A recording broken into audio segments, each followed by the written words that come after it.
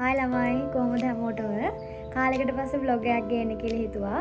අද බ්ලොග් එකක් ගේන්න හේතුව තමයි අද අපේ මැකෝ සහ PR ඩිපාර්ට්මන්ට් එකේ ලස්සන ප්‍රෝග්‍රෑම් එකක් යනවා. ලස්සන ඉවෙන්ට් එකක්.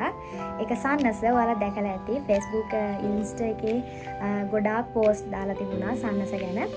ඉතින් මොකද්ද මේ සන්නස? මොකද්ද මේ ගැටලු වෙන්නේ කියලා අපි ඔන්න ඔයාලට ගේන්න හදන බ්ලොග් එකක්. ඉතින් කට්ටිය ඉන්න මාත් එක්ක මේ සන්නසේ මොකද්ද වෙන්නේ කියලා බලන්න.